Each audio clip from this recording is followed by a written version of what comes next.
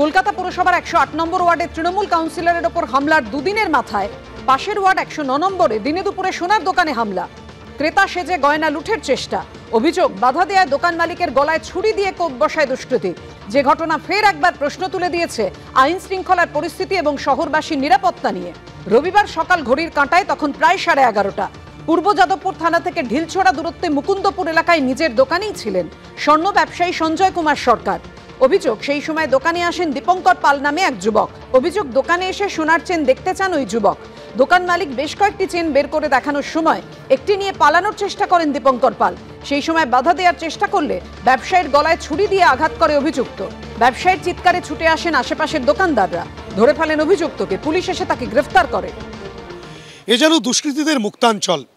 কলকাতা পুরসভার 108 নম্বর ওয়ার্ডের তৃণমূল কাউন্সিলর সুশান্ত ঘোষের ওপরে আক্রমণের পর সেই ঘটনার রেশ মিটতে না মিটতেই এবার পূর্ব যাদবপুর থানার অন্তর্গত মুকুন্দপুর বাজারের কাছে যে সোনার দোকান গীতাঞ্জলি জুয়েলার্স, সেই গীতাঞ্জলি জুয়েলার্সে কিন্তু দীপঙ্কর পাল নামে ত্রিপুরার এক বাসিন্দা এই লুঠের পরিকল্পনা করেন।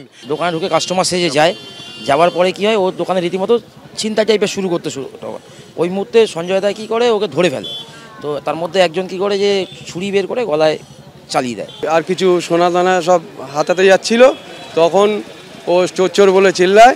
তখন ওকে একটা কোনো অস্ত্র দিয়ে গলাটার মধ্যে একটা দাগ বসায় আর ছুরি বসায়। গলার নলিটা কেটে গেছে। স্থানীয় আমরা সঙ্গে সঙ্গে স্টেপ নিয়ে সঙ্গে সঙ্গে হসপিটালে নিয়ে গেছে। প্রশাসন সঙ্গে সঙ্গে তৎপর এসে দুষ্কৃতীরা ধরা পড়ে গেছে। পুলিশ সূত্রে খবর, দীপঙ্কর আর.এন. টেগর হাসপাতালে নার্সিং স্টাফ, বাড়ি ত্রিপুরায়। শেয়ার মার্কেটে বিপুল টাকা লোকসান হয় তার। তারপরে সোনার দোকানে লুঠের ছক কষেন। এলাকার মানুষ এদের থেকে পরিত্রাণ চায়, মুক্তি চায়। এলাকার মানুষ এখন সমস্ত জায়গায় তৃণমূলের স্বর্গবাস চায়। যদি একটা রাজ্যে পুলিশে কোনো নিয়োগ না হয়, কয়েকজন পুলিশ, হাতে গোনা পুলিশ, তারা যদি তৃণমূল কংগ্রেসের বডিগার্ড হিসেবে তাদের ডেপুটেশন হয়, সেক্ষেত্রে ল অ্যান্ড অর্ডার সামলাবে কে? ইন্টেলিজেন্স নেটওয়ার্ক কিংবা চালাবে কারা? কোথাও কোনো ক্রাইমের ঘটনা ঘটলে সেটাকে ঠেকাবেই বা কারা? তদন্ত করে অপরাধীকে চিহ্নিত করবে কারা? যা হওয়ার তাই হচ্ছে।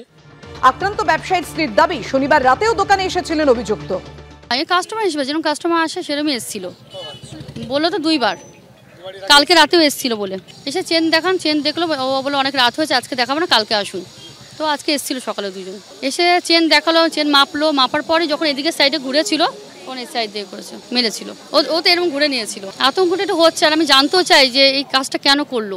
উনি এখন ট্রমায় আছে, ভিতরে ব্লাড ক্লট হয়ে থাকতে পারে। সিটি স্ক্যান করা হয়েছে, তারপরে ডাক্তারবাবুরা কি হবে সেটা এখন 1-2 দিন রাখবে। তারপরে এখন আইসিইউতে দিয়ে দিয়েছে পেশেন্টকে। মুকুন্দপুরের মতন জায়গা, সেখানে দিনে দুপুরে এইভাবে একটা সোনার দোকানে ঢুকে ছুরি চালিয়ে দিল, সেটা খুব অবাক লাগছে যে এটা কি করে হলো। এই ঘটনার পর প্রবল আতঙ্কে স্থানীয় বাসিন্দা থেকে ব্যবসায়ীরা।